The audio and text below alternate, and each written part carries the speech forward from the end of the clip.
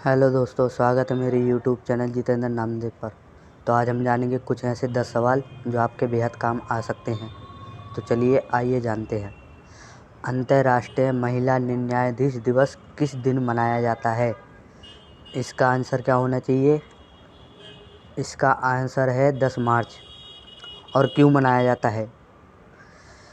10 मार्च को अंतर्राष्ट्रीय महिला न्यायाधीश दिवस है। इस दिन यूनाइटेड नेशंस ने प्रबंधकीय और नेतृत्व स्तर पर न्यायिक प्रणाली और संस्था में महिलाओं की उन्नति के लिए उपयुक्त और प्रभावी रणनीतियों और परियोजनाओं को विकसित करने और लागू करने की अपनी प्रतिबद्धता की पुष्टि की। अब आते हैं दूसरे नंबर पर।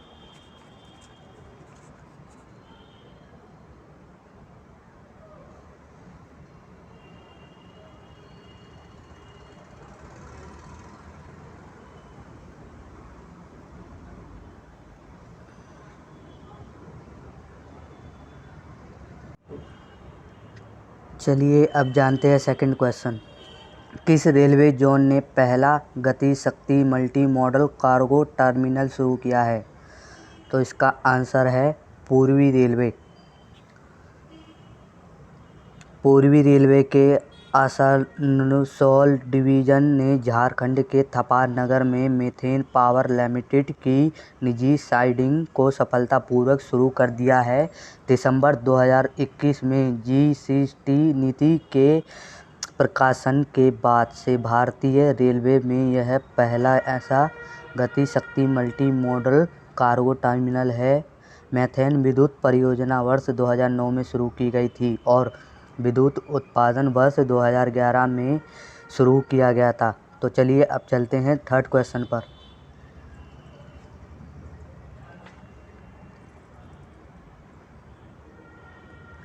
Sketch state of governance ranking 2021 में किस राज्य ने शीर्ष स्थान हासिल किया था?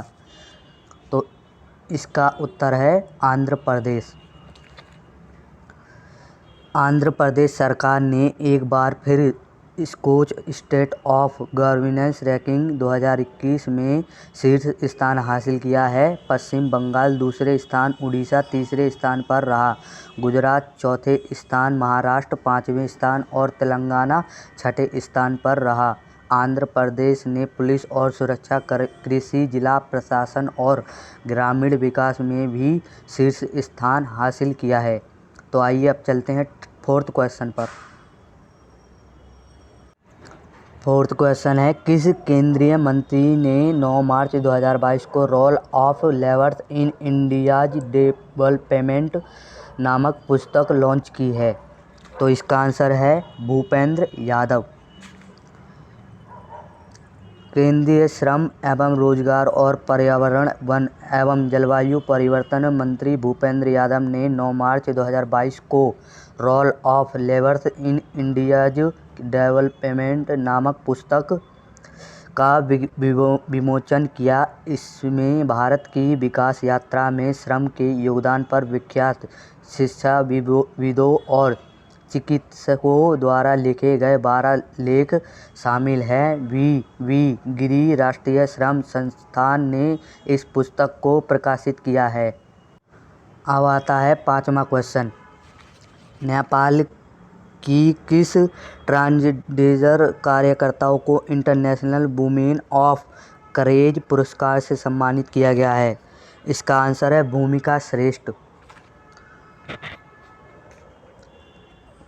नेपाल की ट्रांसजेंडर कार्यकर्ता भूमिका श्रेष्ठ को प्रतिष्ठित international women of courage international women of courage पुरस्कार 2022 दिए जाने की घोषणा की गई है। उन्हें ये सम्मान एलजीबीटीआई समुदाय के जीवन में सुधार की कोशिश के लिए दिया जा रहा है। अमेरिकी विदेश विभाग का यह लगातार दूसरा साल है जब किसी ने नेपाली नागरिक को यह पुरस्कार दिया है। अब हमारा है फिफ्थ क्वेश्चन। किस शहर में अच्छे स्वास्थ्य और कल्याण के लिए यूनानी चिकित्सा में आहार और पोषण पर अंतर्राष्ट्रीय सम्मेलन आयोजित किया गया है? इसका आंसर है श्रीनगर।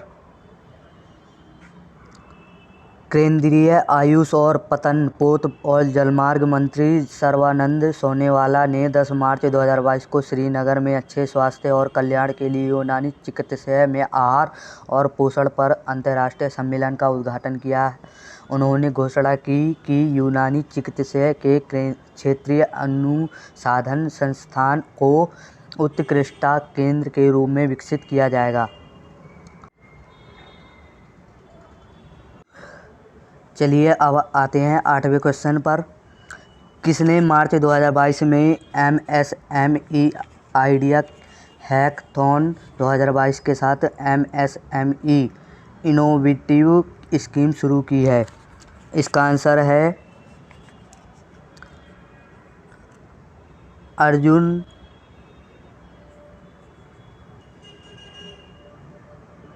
नारायण राणे।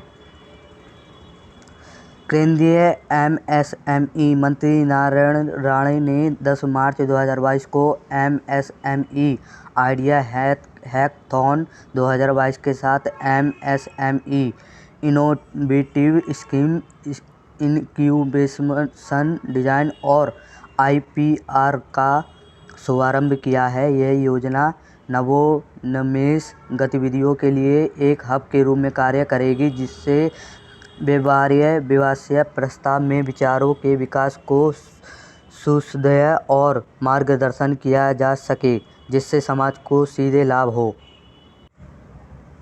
चलिए अब चलते हैं 9th क्वेश्चन पर। 2022-23 के लिए भारतीय औद्योगिक परिसंघ CII कर्नाटक राज्य परिषद के नए अध्यक्ष के रूप में किसे चुना गया है?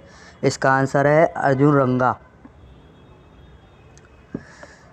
अर्जुन रंगा को 2022-23 के लिए भारतीय औद्योगिक परिसंघ CII कर्नाटक राज्य परिषद के नए अध्यक्ष के रूप में चुना गया है। वह ऑल इंडिया अगरबत्ती मैन्युफैक्चरर्स एसोसिएशन AIAMA के वर्तमान अध्यक्ष भी हैं।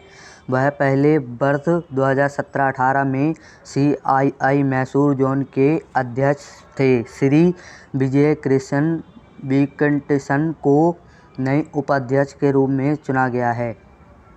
चलिए अब आते हैं 10th क्वेश्चन पर।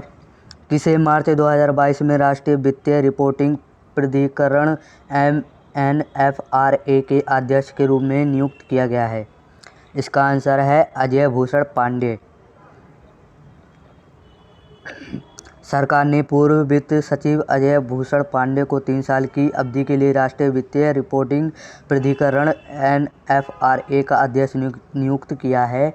1984 बैच के महाराष्ट्र कैडर के IAS अधिकारी पांडे फरवरी 2021 में राजस्व सचिव के रूप में सेवानिवृत्त हुए हैं।